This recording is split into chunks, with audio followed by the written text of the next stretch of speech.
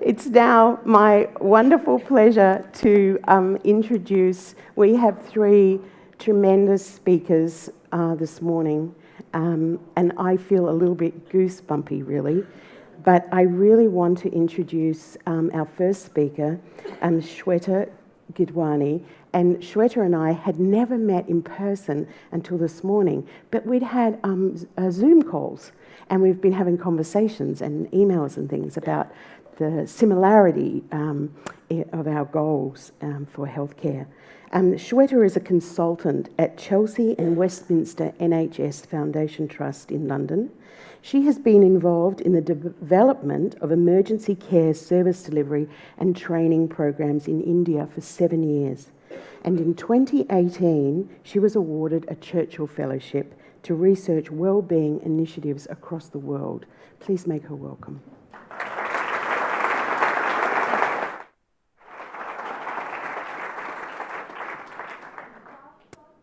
Shweta's getting set up, we've got a favour to ask you. We've had an issue with chairs at the back. So what we need is for all of you to stand up and take the chair in front of you and bring it back and sit down on it so that we can create a row in the back, because there's a whole number of people, because we're fully sold out, there's a whole number of people who aren't able to sit properly.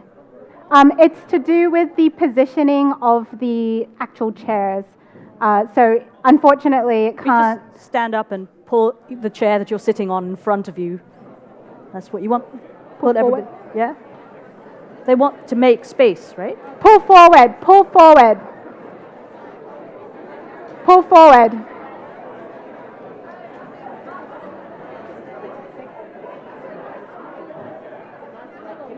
Thank you. I think that's far enough forward. Very much appreciated.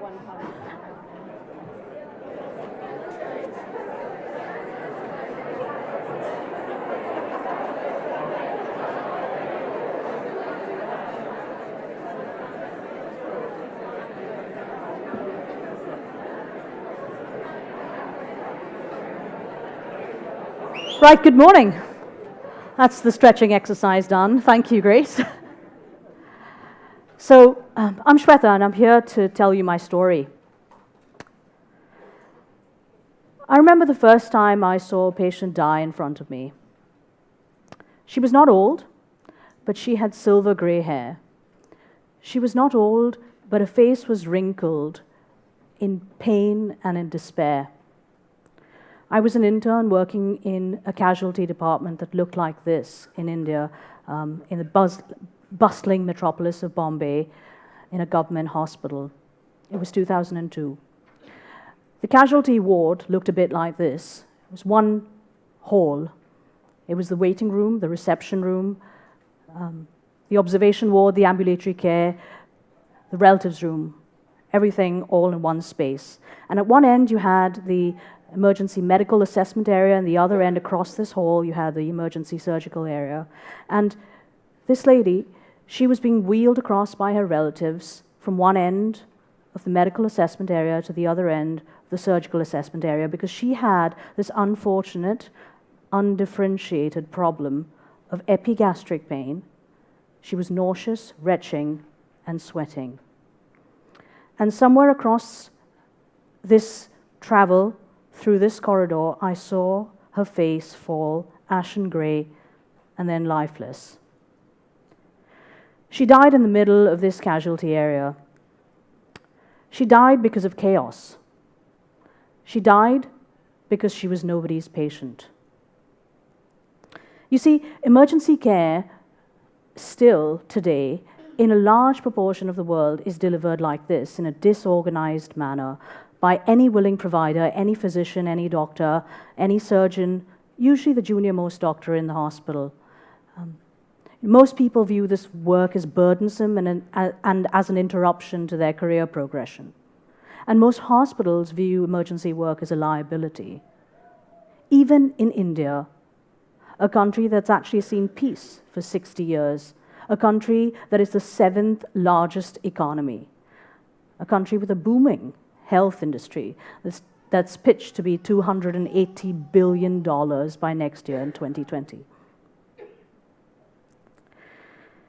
It's evident that this disorganized and lack of emergency care is costing people's lives. But can you imagine the moral, physical, and psychological toll this is taking on the doctors and the healthcare workers working in this kind of a hostile environment, trying to do the best they can? 6 doctors from my year alone in medical school have died from suicide. I won't go into why I left. That's not what I'm going to do today. I don't think I can. Move on a couple of years. It's now 2005. The healing power of distance and time has rejuvenated me. I'm now working as an emergency medicine trainee in the northwest of the UK in a functioning healthcare system in the NHS. You know, and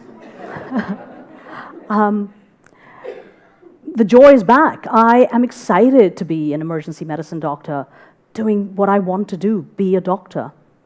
You know, but I'm still haunted by the memories of my experience back in India, and I still feel this burning desire to want to go back, do something, make a difference, have some sort of impact, a little bit of a change. But then the reality hits me, right? The numbers and the scale and the magnitude of the problem is astounding.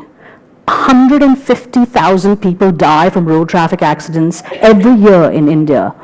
167 women die from preventable pregnancy-related causes every day. More number of myocardial infarctions happen in India than anywhere else in the world, and India still has one of the worst neonatal and child mortality rates in the world. You know, and then there's me, insignificant me. No money, no power, no influence. What can I possibly do to make a difference? But here's the interesting thing about perspective. Perspective is transformed by the people we surround ourselves with. You know, there's some great research that's published in the Journal of Experimental Social Psychology that tells us if you're looking at a hill and you're standing next to a friend, you perceive that hill to be 10 to 20% less steep than if you were standing alone. You know, the power of the people we surround ourselves with has the ability to change our perspective. And I was really lucky to have that experience. So I went back to India several times, and I had multiple conversations with people and met lots of people, and I was met largely with a lot of hostility and negativity. But then I also met some incredible people who I developed wonderful friendships with. But there was one person in particular who changed things for me, and that's Kate. She's the second woman on the left there. You see, you'll never find a picture of Kate on her own. She's always surrounded by people. That's just who she is. So Katherine Douglas is a global health emergency medicine leader. She's an educator, and she's passionate about this problem of the lack of emergency care and what it's doing to the humans in that system, the patients and the doctors. And she'd also been worrying about the problem in India and the scale of the problem, but she wasn't fazed by it. And we developed this incredible friendship, and we brought together our networks of people that we'd known and developed over the years, people we shared the same values with. And we had lots of conversations and arguments and discussions, and through that tyranny of hows, we came to the conclusion that the only way we were going to make a difference is through education. We believed in the power of education. We believed that it was education alone that would save lives. So we decided we would teach. We would learn to be better teachers. We would teach to teach, and we would grow teachers. We would build a global network of teachers and bring them to India. And that's what we've done. Over the last 14 years, we've just been teaching and teaching and teaching. And this this incredible shared network, this network of shared values is what drove us through all the negativity. And we were not fazed by the scale of the problem. You see, emergency medicine wasn't even recognized as a specialty in India when we started teaching. It was only recognized in 2009. And even today, the Medical Council of India and the National Specialty Board have made a very dismal effort at training emergency doctors in India. They've only committed to training about 190 doctors every year. And because of corruption and lack of resources or disorganization, about 30% of those seats are still vacant. Now, that's woefully inadequate for a country of 1.3 billion. That's 1/7 of the world's population. If you compare what we have in the UK or in Singapore, that's one doctor for every 10,000 people. India would need 132,000 practicing emergency physicians to ever get to that kind of proportion. But we were not fazed because we had this network of shared values that we created. And I'm really excited to share with you what we've achieved over the last several years. Since we started teaching, we've created a network of over 200 teachers, both within India but also from 7 other countries in the world. We've got teachers coming from India, UK, the Middle East, Bangladesh, and we have trained over 800 doctors. In 10 days' time, 100 doctors will be sitting a final exam in 2 parts of the country through a 3-year training program that we've created. We've partnered with 16 emergency departments across the country and created a network of emergency medicine providers and trainers. But that's not what's exciting and awe-inspiring to us. The impact has far exceeded what we ever imagined. I'm going to tell you about 3 people. This is Dr. Venu Gopal. Many would call him the father of emergency medicine in India, rightly so. He started trying to change the emergency services within his small town in North Kerala in 2003. And we partnered with him to start training doctors in his small casualty ward initially, that's now transformed into an emergency department. And he's trained hundreds and hundreds of doctors.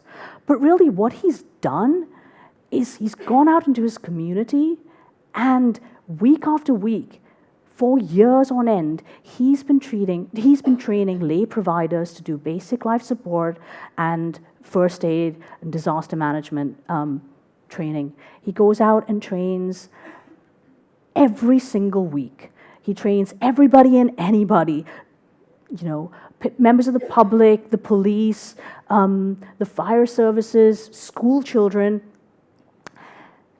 The scale of his training is absolutely astounding. We're unable to even compute the number of people he has trained. It's at least 250,000 people. And he does this with the uttermost dedication. He really believes in wanting to be able to make a difference. He's also trained the first generation of emergency care, paramedics and emergency care technicians. They don't even exist as a class in emergency in India. He's also founded the first and the largest voluntary ambulance service in Asia. 8,000 volunteers supporting the local government to be able to provide free trauma care and transportation for patients within the northern districts of Kerala. This is Fabit. He's the one standing nearest to the ultrasound machine in a traditional white coat. Fabit graduated in 2010. And he's a passionate educator. He's been bringing point-of-care ultrasound to trainees in India with the most amount of passion that you can ever imagine. And this is no small feat. It's an incredibly important resource and skill in low-resource settings. Fabit now heads an emergency department of his own. And this happened last year in his hospital. How many of you have heard of Ebola? How many of you have heard of Nipah virus? Well, you wouldn't have. You see, last year in May, at Fabit's Hospital, a patient was identified to have Nipah virus. Nipah has the same case fatality rate as Ebola. It's a zoonotic virus. A patient came in with significant and severe meningoencephalitis and ARDS, and incredibly well supported and resuscitated. This patient made it to the intensive care department in a coordinated effort. They identified the virus within 24 hours. They contained the outbreak in 20 days, and only 17 people died. That's why you never heard about it. I'm absolutely sure if this had happened anywhere else, I think it would have made frontline news. You would have all heard about this. And this is Dr. Jenna. He's sitting in his reclining fancy chair in his department, the ambulatory care of his department, donating blood, because that's the kind of guy he is. But you remember that casualty department I showed you? That was his department in Meenakshi Mission Hospital in Madurai. When he started 10 years ago, the footprint of his casualty ward was 3 by 5 meters. It had 5 beds and no doctors. Today, that's what his emergency department looks like. It's got 15 beds, 29 trained emergency doctors, and that's the sort of care, recognizable care that they provide. Patients now come from over 800 kilometers away to his hospital to receive tertiary level care. So it's been an incredible journey over the last 20 years since I went to medical school back in Bombay. And when I was thinking about what I've learned over these 20 years through my journey of change, I think it really boils down to 3 things. If you want to do something and you want to make a change, then don't be bogged down by the tyranny of hows, because perception is reality. Change your perception to fit the reality that you want. And find yourself that network of people that you share values with, because they'll be your moral compass. Should you drift, they'll help you find your way back. And finally, be like fireflies. You see, fireflies have got it right. They've understood the importance of reciprocal success. Should they light up individually and randomly, they only have about a 3% chance of finding a mate. But if they synchronize and light up an entire bush, their chance of finding a mate increases to 82%. Society has taught us that it's important to be, that perhaps it's all about being the single bright light in a dark forest, but really it's not. It's about being part of a really brightly lit forest. And finally, I'm going to leave you with this quote from the Aboriginal elder Lila Watson. She talks about, or sums up really, the sort of psychotherapy process of reciprocal transformation, the idea that actually you heal and transform by investing in other people's success. So really, this journey of change has been all about my healing. Thank you.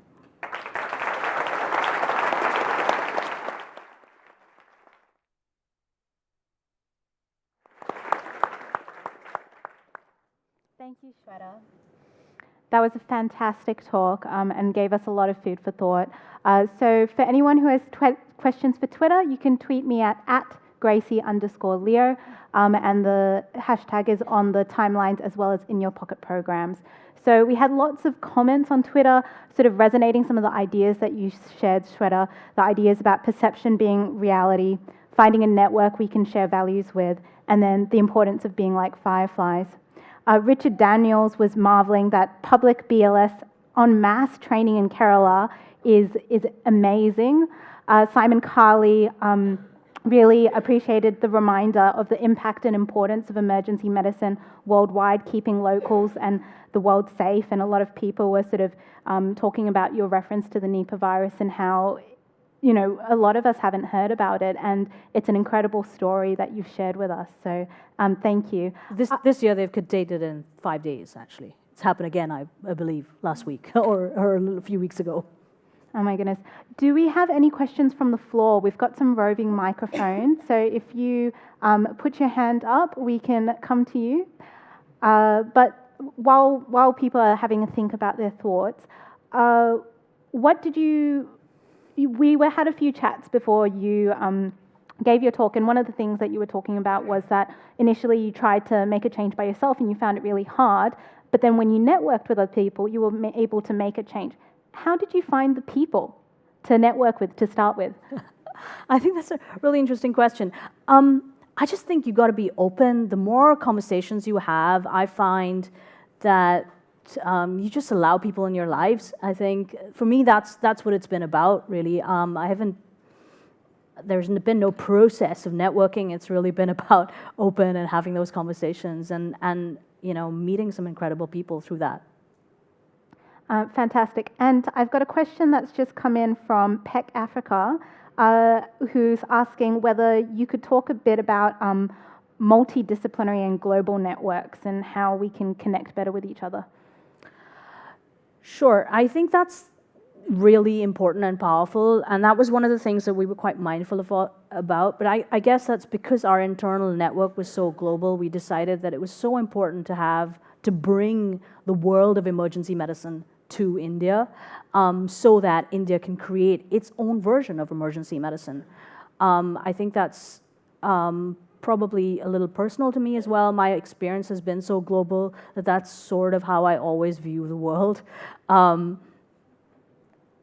Fantastic. We might wrap out because we're a bit behind time, but thank you very much again. Thank you, Shweta.